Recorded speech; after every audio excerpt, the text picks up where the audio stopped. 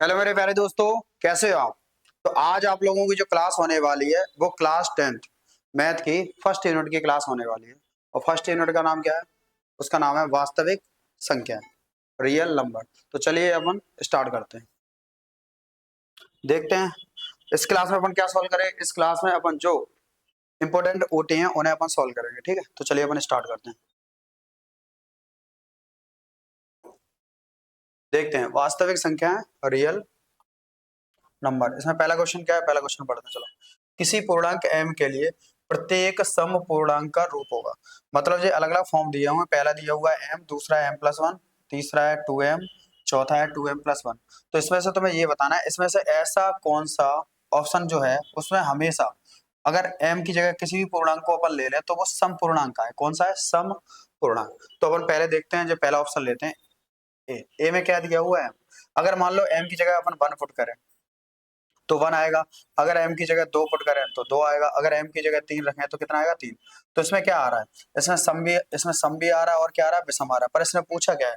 इसने पूछा है कि भाई केवल सम आना चाहिए। क्या आना चाहिए? सम। अब दूसरा ऑप्शन देखते हैं। दूसरा क्या दिया हुआ है? दूसरा दिया हुआ है m+1। चलो m की जगह अपन क्या करते हैं? 1 रखते हैं। तो जैसे ही अपन m की जगह 1 रखेंगे तो 1 + 1 तो कितना हो जाएगा? 2। चलो m की जगह 2 रखते हैं।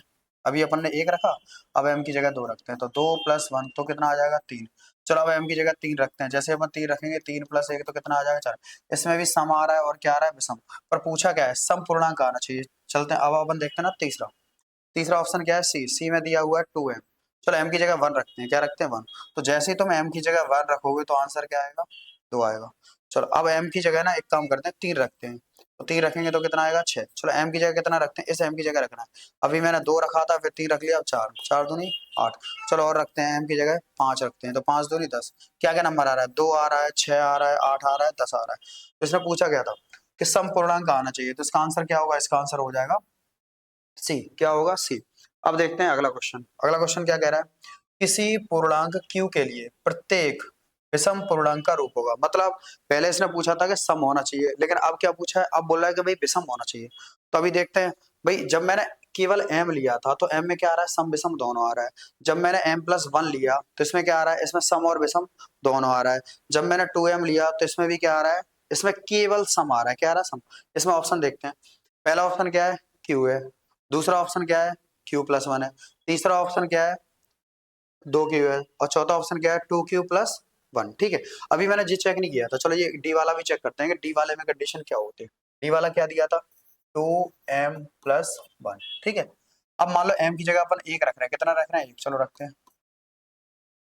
तो 2 एकम 2 और +1 तो कितना आ गया? 3। ठीक। चलो अब m की जगह 2 रखते हैं। तो 2 m की जगह 2 रखेंगे, 2 दूनी, चलो 2 दूनी 4, 4 + 1 तो कितना हो गया? 5। अब m की जगह 3 रखते हैं। तो 2 × 3 + 1, 3 दूनी 6 + 1 तो कितना हो गया? 7। इसका मतलब क्या है? जो 2m+1 के फॉर्म में होगा उसमें हमेशा क्या आएगा? विषम पूर्णांक आएगा। क्या आएगा? विषम पूर्णांक।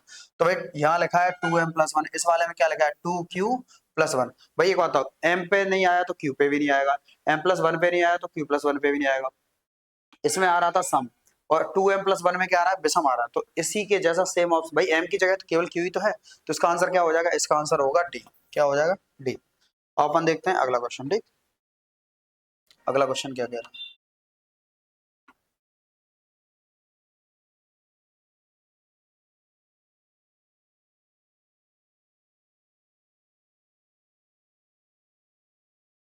चलो अगला क्वेश्चन क्या है? अगला क्वेश्चन है n² - 1। ये 8 से विभाज्य है यदि n, मतलब ये इस नंबर में 8 से भाग जाना चाहिए। क्या जाना चाहिए? 8 से भाग जाना चाहिए। और ये कब जाएगा? जब एक पूर्णांक हो, जब एक प्राकृतिक संख्या हो, जब एक विषम संख्या हो, जब एक सम संख्या हो। तो हम चेक करते हैं, एक काम करते हैं। इसमें पूर्णांक वाला भी ऑप्शन दिया है, प्राकृतिक। तो सबसे पहले अपन n की जगह 0 रखते हैं। जब n की जगह 0 रखेंगे तो चलो n की जगह अपन ने रख दिया 0। तो 0 रखेंगे तो इधर बताओ क्या आएगा? यहाँ रखेंगे 0 - 1/8, तो -1/8। तो 0 पे तो हो नहीं रहा, डिवाइड तो जा नहीं रहा। अब n की जगह अपन रखते हैं 1। क्या रखते हैं? 1। चलो रखते हैं। तो 1 का स्क्वायर -1/8। तो 1 - 1/8 ऊपर क्या आएगा? 0 0। 0 में 8 से भाग जाएगा, हाँ जाएगा, क्या आएगा? 0। तो जब 1 अपन पुट कर रहे हैं तब तो भाग जा रहा है। अब n की जगह 2 रखते हैं। चलो रखते हैं। तो 2 का वर्ग -1 नीचे 4, 2 का वर्ग कितना हो जाएगा? 4 हो जाएगा। माइनस का 1, नीचे कितना 4, ये कितना बचा 3/8। क्या भाग जा रहा है? नहीं जा रहा। 1 पे भी नहीं जा रहा था, 3 पे भी नहीं जा रहा। अब n की जगह अपन लेते हैं 2, कितना लेते हैं 2। चलो रखते हैं। अच्छा 2 तो रख चुके हैं, अब अपन लेते हैं 3, कितना लेते हैं 3। 1 मिनट रुको, इसको हटाते हैं। भाई अपन ने n इक्वल 0 पे चेक कर लिया। कहाँ पे चेक कर लिया? जब n इक्वल 0 था तब अपन ने चेक कर लिया।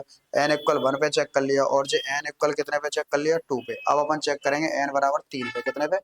n बराबर 3। चलो चेक करते हैं। यहाँ 3 रखो, तो 3 का अपन क्या करेंगे? वर्ग, -1 और 8। 3 का वर्ग कितना होता है? 9, -1 अपॉन का 8। 9 में से 1 जाएगा 8 अपॉन का 8, तो ये तो कट गया।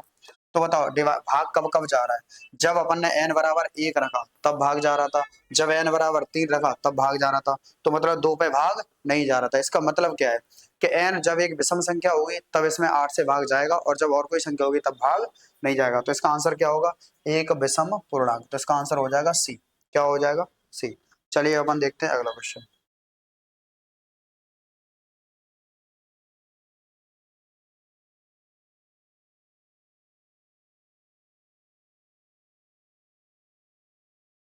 अगला क्वेश्चन क्या कह रहा है? वो है बड़ी से बड़ी संख्या निकालो। भाई इसने बोला है बड़ी से बड़ी संख्या। जब भी क्वेश्चन तुमसे बोले कि भाई बड़ी से बड़ी संख्या निकालनी है, तो उसमें अपन निकालते हैं HCF। क्या निकालते हैं? HCF मतलब हाईएस्ट कॉमन फैक्टर। और जब बोले कि भाई छोटी से छोटी संख्या निकालो, तब अपन निकालते हैं एलसीएम। क्या निकालते हैं? एलसीएम। तो इसने पूछा क्या है? भाई अपने पास संख्या है 730, और संख्या कौन सी है? 125। ठीक है। तो इसने बोला है कि भाई तुम्हें बड़ी से बड़ी संख्या निकालनी है। क्या निकालनी? बड़ी से। और जब कोई तुमसे बोले कि भाई बड़ी से बड़ी संख्या निकालो, कहाँ से? बड़ी से बड़ी, तो उसके लिए अपन निकालते हैं HCF। क्या निकालते हैं? इसका मतलब तो होता है हाईएस्ट कॉमन फैक्टर, पर वास्तव में बोलते तो इसको हाईएस्ट है, पर जो होती कैसी संख्या? जो होती है छोटी। क्या होती है? छोटी। तो जब भी अपन HCF निकालेंगे तो वो हमेशा संख्याओं से कैसा आएगा? छोटा। तो भाई पहले देखो अपनी संख्या कितनी है? 730 है और 125। इसका मतलब ये है कि भाई HCF जो होगा वो संख्याओं से छोटा होगा। तो भाई संख्या है 730 और 125, तो क्या 875 आएगा आंसर? नहीं आएगा। अब क्या 700 वो 1750 आएगा? नहीं आएगा। तो कुल मिला के ये दो ऑप्शन तो होंगे नहीं। अब बचता है अपने पास 13 और 65। अब सिस्टम क्या है? सिस्टम ये है कि भाई जिससे 730 और 125 को विभाजित करने पर शेषफल 5 और 8 आना चाहिए। क्या आना चाहिए? 5 और 8। वैसे तो अपन पूरा डिटेल में भी निकाल सकते हैं, पर ये शॉर्ट में ही करेंगे। बट ठीक, पहली संख्या कितनी है? पहली है 730। कितनी है? 730। भाई अपन मान लेते हैं कि पहला ऑप्शन है। चलो 13 से भाग देते हैं, तो 5 बार जाएगा। 13 पंजे ऐसे। अब 13 में से 5 जाएंगे तो कितने बचेंगे? 8। आगे देखते हैं। 13 छंगे 78। 13 छंगे कितना हो गया? 78। 13 पंजे 65। चलो एक मिनट, 13 में से 5 जाएंगे तो 8 बचे, यहाँ 6 में जाएगा कुछ नहीं। 13 में से 5 जाएंगे 8, और जो जीरो का जीरो। 13 छंगे 78, बचे कितने? तो इसने बोला क्या है कि जब अपन 13 से भाग देंगे तो शेषफल कितना आना चाहिए? 5। क्या गड़बड़ है इसमें? और क्रम से 5 शेषफल और 8, बड़ी से बड़ी संख्या। एक मिनट चेक करते हैं। 125 में देखते हैं, 13 से भाग देते हैं। तो 13 नंबर कितने होते हैं? 13 नंबर होते हैं 117। कितने होते हैं? 117। तो 15 में 7 जाएंगे तो कितना बचेगा? 8। यहाँ बचेगा कुछ नहीं, कुछ नहीं। तो भाई जब अपन 13 से भाग दे रहे हैं 730, मैंने कुछ गलत तो नहीं कर दिया? 13 पंजे 65, 13 छः 78। क्या गड़बड़ है बॉस? भाई इसमें तो शेषफल 8 आ रहा है, ठीक। 65। एक मिनट रुको, चेक करते हैं।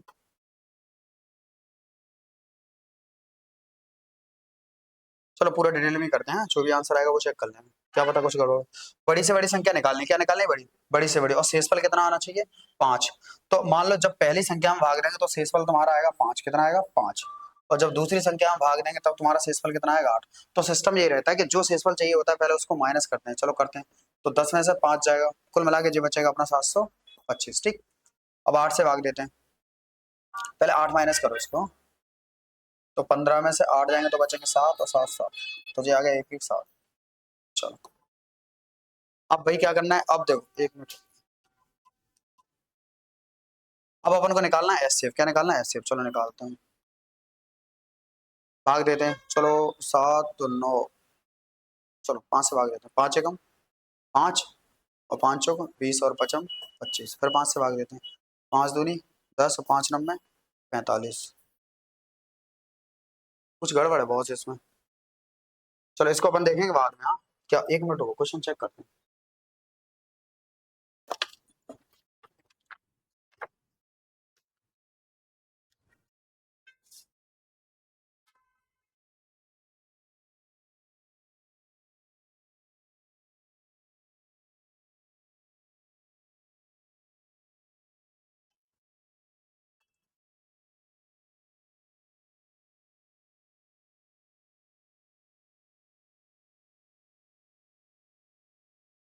चलो जो भी कुछ भी क्वेश्चन में कुछ डाउट लगा, अपन अपना एचसीएफ निकालते हैं। चलो इसमें 3 से भाग दो, 3 त्रिक 9 और 3 नंबर 27, 3 एकम 3 और 3 त्रिक 9, तो इसमें 13 से भाग देंगे। ठीक, इसमें ये 29 से ही भाग जाएगा।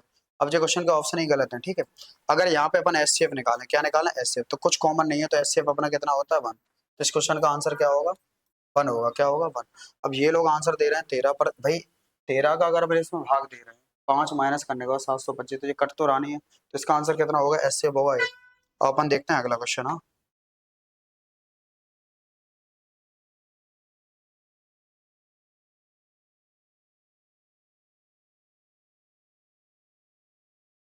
अगला क्वेश्चन क्या कह रहा है, दो संख्या है अपने पास, क्या है दो संख्या है। पहली संख्या क्या है, पहली संख्या है अपने पास एक्स क्यू वाई स्क्वायर, दूसरी संख्या क्या है B equal X by two. तो तुम्हें बताना है एचसीएफ, क्या बताना है एचसीएफ। अब ध्यान रखना है कि भाई जब अपन एचसीएफ लेते हैं एचसीएफ, तो एचसीएफ में अपन लेते हैं छोटी घात, क्या लेते हैं छोटी घात। और यहीं अगर कोई तुमसे कहता है कि भाई एलसीएम निकालो, तो एलसीएम में अपन लेते हैं बड़ी घात। कौन सी घात लेते हैं, बड़ी घात। एचसीएफ तो पहले तो होना चाहिए कॉमन, बताओ कॉमन है तो उसमें छोटी घात लेंगे। छोटी घात कितनी है एक्स, तो यहाँ पे आ जाएगा एक्स। इन दोनों में छोटी घात कौन सी है भाई, बाई तो कॉमन है, छोटी घात है बाई, इसमें एक्स तो रह गई और इधर क्या आ जाएगा बाई स्क्वायर। तो बताओ एचसीएफ क्या होगा, एचसीएफ हो जाएगा एक्स बाई स्क्वायर। तो इसका आंसर क्या हो जाएगा, इसका आंसर हो जाएगा बी। चलिए अपन देखते हैं अगला क्वेश्चन। हाँ दो धनात्मक पूर्णांक p एवं q, दो धनात्मक पूर्णांक p एवं q इस तरह से व्यक्त किए जाए। p इक्वल कितना है, p इक्वल तो मैं दिया है ए बी स्क्वायर, और q इक्वल क्या दिया है ए क्यू बी। तो तुम्हें बताना है एलसीएम, क्या बताना है एलसीएम। अभी मैंने बोला है कि एलसीएम में कौन सी घात लेते हैं, बड़ी घात लेते हैं। क्या लेते हैं, बड़ी घात। और एलसीएम में सारी चीजें भाई ए की बड़ी पावर कौन सी है, तो 3 है, तो ए की पावर ले लेंगे 3। बी की बड़ी पावर कौन सी है, बी की पावर 2, तो बी की पावर 2। तो बताओ एलसीएम कितना आएगा, एलसीएम आ जाएगा ए क्यू बी स्क्वायर। तो कौन सा है ए क्यू बी, इसका आंसर हो जाएगा सी। कौन सा हो जाएगा सी। अब तुम्हें देखना है अगला क्वेश्चन, एक अशून्य परिमेय संख्या एवं एक अपरिमेय संख्या का गुणनफल क्या होगा। भाई तुम्हें क्या करना है, एक तो है परिमेय संख्या, क्या है परिमेय संख्या, और एक है अपरिमेय संख्या। इन दोनों का अगर गुणा करें तो क्या आएगा। परिमेय संख्या, भाई परिमेय संख्या तो बहुत सारे होते हैं, चलो मैंने 4 ले लिया। अपरिमेय संख्या, रूट के अंदर जितनी भी संख्या रहती है वो सब अपरिमेय, रूट 2। तो अगर अपन मल्टीप्लाई करते हैं तो कितना आ जाएगा 4 रूट 2। क्या आएगा 4 रूट 2। कहने का मतलब ये, जब परिमेय संख्या का गुणा अपरिमेय संख्या में करते हैं तो उसका आंसर हमेशा अपरिमेय आता है। क्या आता है अपरिमेय, तो सदैव अपरिमेय संख्या। तो इसका आंसर क्या हो जाएगा, इसका हो जाएगा 1। अब अगला क्वेश्चन क्या कह रहा है, अगला क्वेश्चन पढ़ते हैं कि वह छोटी से छोटी संख्या क्या होगी जो 1 से 10 तक की सभी संख्याओं दोनों को सम्मिलित करते हुए से विभाज्य है। अब उसने बोला वह छोटी से छोटी संख्या, तो मैंने अभी क्या बताया था, जब भी कोई अपन से ये बोले कि छोटी से छोटी संख्या निकालनी है, तो उसके लिए अपन क्या निकालते हैं, तो उसके लिए अपन निकालते हैं एलसीएम। क्या निकालते हैं एलसीएम।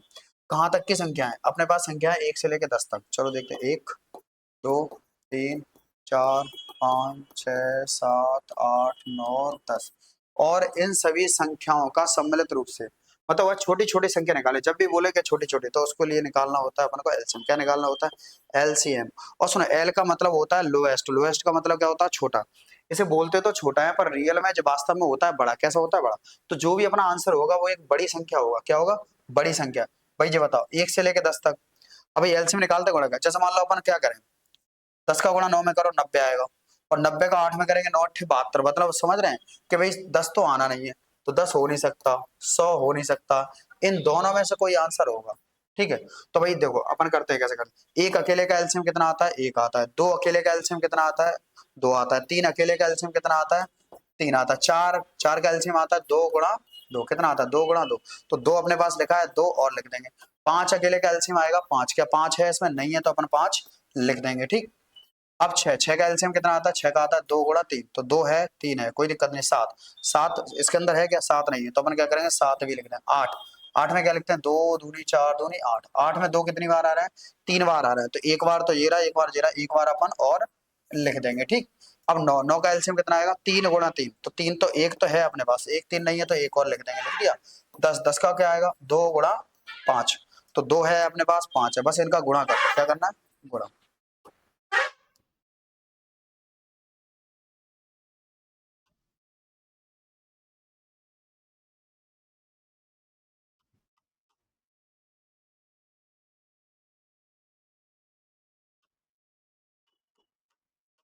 क्या गड़बड़ है यार।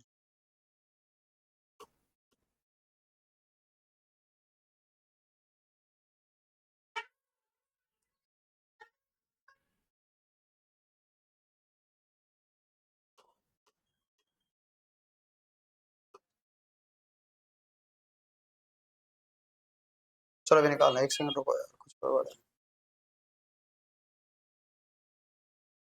अपन को एलसीएम कहाँ से कहाँ तक निकालना है, एक, एक, दो, तीन, चार, पाँच, छः, सात, आठ, नौ, 10। करने को तो अपन डायरेक्ट भी कर सकते हैं, लेकिन क्या है, अब देखो मैंने बोला था छोटा 10 आंसर तो होगा नहीं, 100 आंसर होगा नहीं, 500 और इसमें से कुछ होगा। और सही बात तो ये देखो, जब एलसीएम निकालता है तो इनका गुणा करके निकालते निकालते, चलो अपन डायरेक्ट कर देते हैं।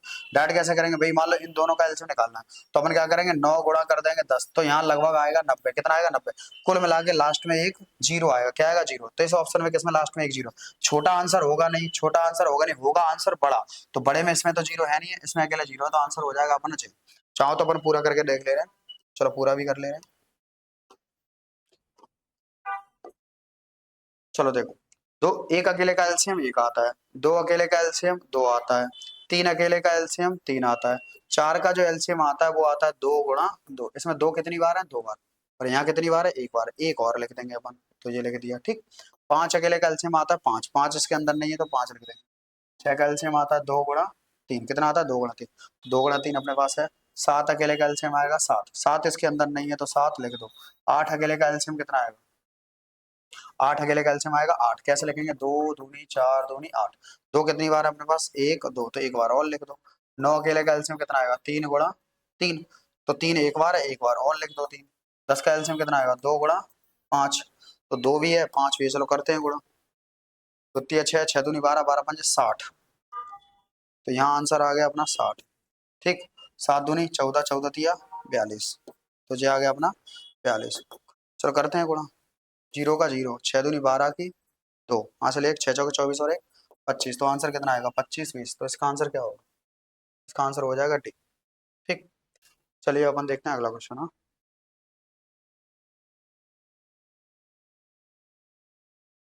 और भी तरीके रहते हैं करने के, पर अभी ऐसे बता रहे हैं तो ऐसे कर लो, और एक तरीका और रहता है भाई, लाइन खींच के निकालो, ठीक। अब तुम्हें क्या बताना है, तुम्हें एचसीएफ निकालना है, किसका निकालना है, 96 और 404 का एचसीएफ निकालना है, ठीक। चलो अपन जैसे करते हैं वैसे ही निकाल लेना। चलो 96 के फैक्टर करते हैं इसे, और यहाँ करेंगे 404, दो चौके 8 और दो अट्ठे 16, दो दूनी 4 और दो चौके 8, दो एकम दो, दो दूनी 4, दो छक्के 12 और दो तिया 6 और तीन एकम 3, ठीक है। इसके करते हैं, दो से भाग करो, दो दूनी 4, दो दूनी 4, दो एकम दो, दो एकम दो, ये क्या है, एक अभाज्य संख्या, तो एक से ही भाग जाएगा, तो ये आ गया। कुल मिला के तुम्हें चाहिए एचसीएफ, क्या चाहिए, एचसीएफ क्या होता है, जो दोनों में कॉमन, भाई दो कॉमन है तो दो लिख दो, जे वाला दो कॉमन है तो जे भी दो लिख दो, दो दूनी कितना हो जाएगा 4, तो इसका एचसीएफ कितना आया 4, तो इसका आंसर क्या हो जाएगा जी। अब तुम्हें निकालना है 6 और 20 का एलसीएम, 6 और किसका, 20 का, चलो करते हैं गुणनखंड करो, दो तिया 6 और तीन एकम 3, दो एकम 2 और दो पंजे 10 और पांच एकम 5, अपन को निकालना है एच सी एफ, कुछ कॉमन है तो दो कॉमन है, क्या कॉमन है, दो, और कुछ तो नहीं है, नहीं, तो इसका एच सी एफ क्या हो जाएगा 2, तो इसका आंसर क्या होगा ए। चलिए अपन देखते हैं अगला क्वेश्चन। अंडर रूट 3 एक कैसी संख्या है, तो भाई रूट के अंदर जितनी भी संख्या होती है वो अपरमेय संख्या होती है, कौन सी होती है, अपरमेय, तो इसका आंसर क्या हो जाएगा, एक अपरमेय संख्या, कौन सी, अपरमेय, ठीक। ये भी रूट के अंदर है, ये भी कैसे हो जाएगी, अपरमेय, कैसे हो जाएगी, अपरमेय संख्या। अंडर रूट पी, जहाँ पी एक अभाज्य संख्या है तो ये संख्या कहलाती है। भाई रूट के अंदर जितनी भी संख्या होती हैं उन सबको अपन कहते हैं अपरिमेय संख्या। क्या कहते हैं? अपरिमेय संख्या। ठीक, संख्याओं में प्रत्येक वैनिष्ट अभाज्य गुणनखंडों की सबसे छोटी घात का गुणनफल क्या कहलाता है? छोटी घात का गुणनफल। अभी देखो मैंने बोला, देखो छोटी घात किस में लेते थे? अभी थोड़ी देर पहले बताया था, छोटी घात अपन लेते थे एचसीएफ में। क्या में लेते थे? एचसीएफ में। ठीक, और बड़ी घात किस में लेते थे? तो बड़ी घात अपन लेते थे एलसीएम में। किस में लेते थे? एलसीएम। अब जो कह रहे हैं संख्याओं में प्रत्येक वैनिष्ट अभाज्य गुणनखंड की सबसे छोटी घात का गुणन, अगर सबसे छोटी घात का गुणनफल क्या है तो वो अपना होता है एचसीएफ। क्या होता है? एचसीएफ। तो इसका आंसर क्या हो जाएगा? एचसीएफ। चलिए अपन देखते हैं अगला क्वेश्चन।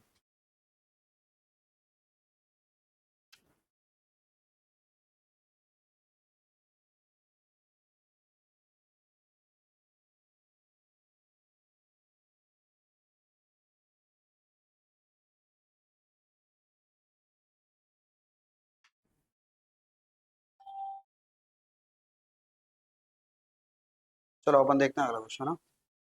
पांचवा, संख्याओं में संबद्ध प्रत्येक अभाज्य गुणनखंड की सबसे बड़ी घात। अब यहाँ पूछा है सबसे बड़ी घात, क्या पूछा है? बड़ी घात। अभी मैंने क्या बोला था? छोटी घात के लिए अपन क्या लिखते हैं? एचसीएफ। ठीक है, और बड़ी घात के लिए अपन क्या लिखेंगे? बड़ी घात के लिए अपन लिखते हैं एलसीएम। क्या लिखते हैं? एलसीएम। ठीक है, अब क्वेश्चन नंबर 6 देखते हैं। कोई संख्या p अपॉन क्यू के रूप में है जहां p एवं q परस्पर अभाज्य संख्या है और q is not equal to zero, क्या कहलाता है? जो कोई भी संख्या अगर p अपॉन q के फॉर्म में है और q बराबर नहीं है जीरो, तो इन संख्याओं को अपन कहते हैं परिमेय संख्या। क्या कहते हैं? परिमेय संख्या। तो इसका आंसर क्या हो जाएगा? परिमेय संख्या। ठीक, अब यहाँ लिखा एच सी एफ गुणा एच सी एफ क्या होता है? तो देखो इनके बीच में एक रिलेशन होता है। क्या होता है? एच सी एफ गुणा एलसीएम। ये होता है पहली संख्या और गुणा दूसरी संख्या। क्या होता है? पहली संख्या गुणा दूसरी संख्या। तो इसका आंसर क्या हो जाएगा? अगर दो संख्या ए और बी है तो यहाँ डायरेक्ट अपन लिख सकते हैं ए गुणा बी। क्या लिख सकते हैं? ए गुणा बी। चलिए अपन देखते हैं अगला क्वेश्चन। चलो, अब जो कह रहे हैं 2n+1, जहाँ n कोई धनात्मक पूर्णांक है तो क्या होता है? 2n+1। ये अपन पहले क्वेश्चन में कर चुके हैं। देखते हैं 2n+1 में क्या होता है।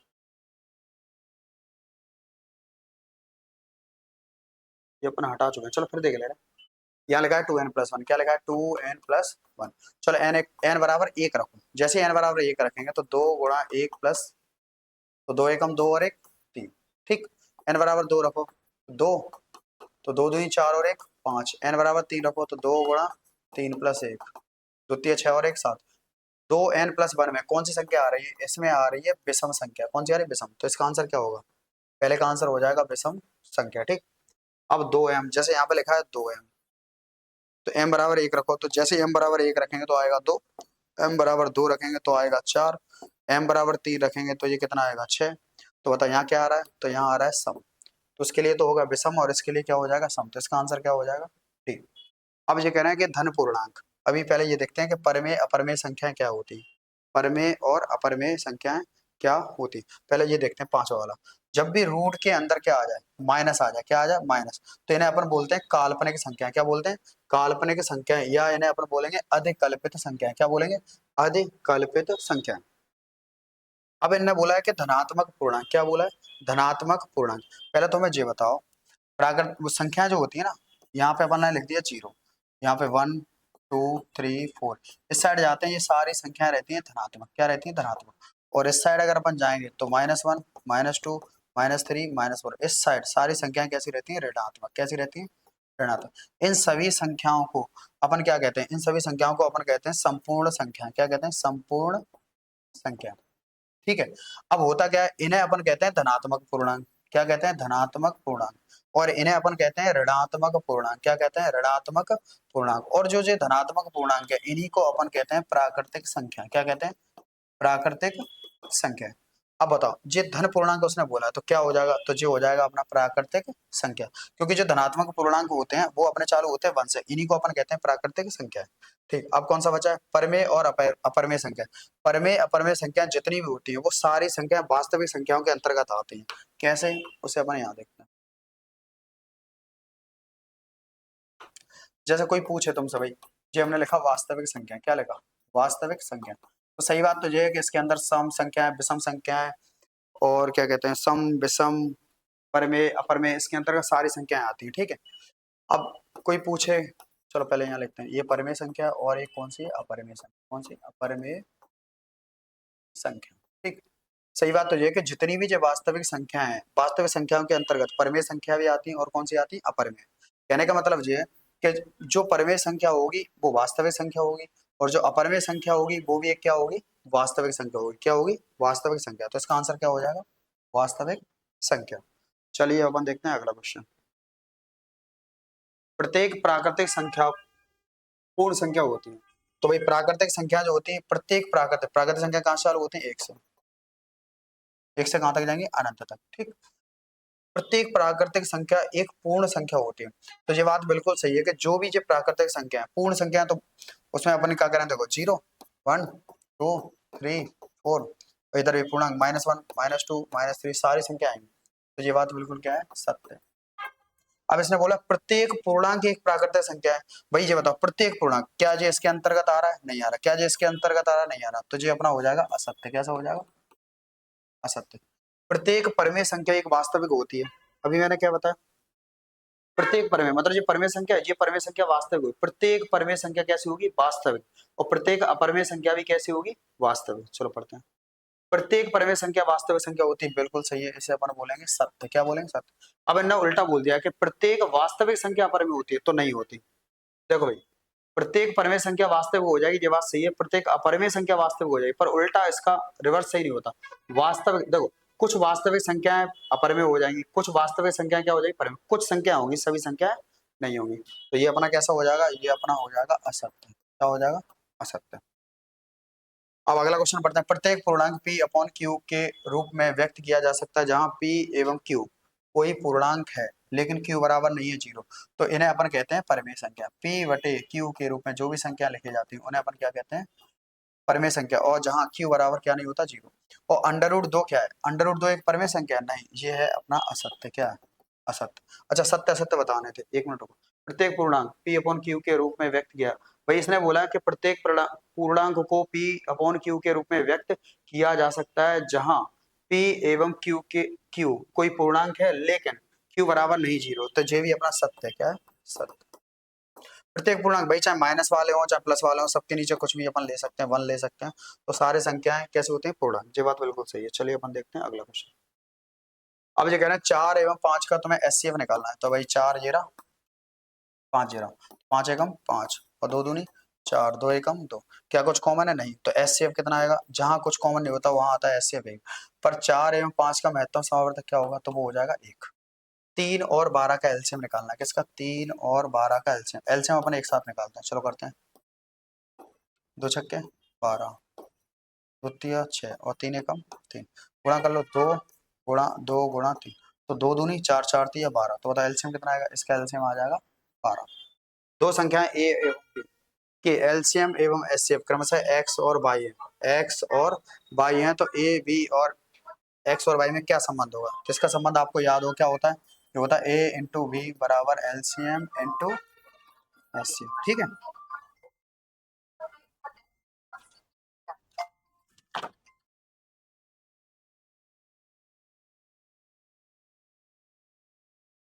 अब अपन देखते हैं अगला क्वेश्चन। अगला क्वेश्चन क्या कह रहा है? अगला क्वेश्चन है ए बराबर बी क्यू। तो तुम्हें बताना है ए और बी में संबंध। क्या बताना है? ए और बी में संबंध। अब भाई ये बताओ ए किसके बराबर है? ए है बी और क्यू के बराबर। किसके बराबर है? बी और क्यू के बराबर। इसका मतलब ये है कि अगर ए का मान बी और क्यू के बराबर है तो इसका मतलब इसके अंदर कहीं ना कहीं बी होगा। तो इसका मतलब क्या है? बी एक गुणनखंड होगा किसका? ए का। फिर से कह रहे हैं, अगर दो संख्याओं का, जैसे मान लो 6 बराबर अपन ने लिख दिया 2 और 3, बात सही है। तो होगा क्या? इसका मतलब ये है कि जो 2 है ना, 2 इस 6 का गुणनखंड है। क्या है? गुणनखंड। जो 3 है ना, 3 ये क्या है? इसका एक गुणनखंड है। तो यहाँ ए और बी का संबंध क्या होगा? ए और बी क्या है? जहां बी एक गुणनखंड है, गुणनखंड है ए का, ठीक। बस इतना ही। तो आज की क्लास अपन यही रोकते हैं, मिलते हैं अपन अगली क्लास में। Okay, tata bye bye, thank you.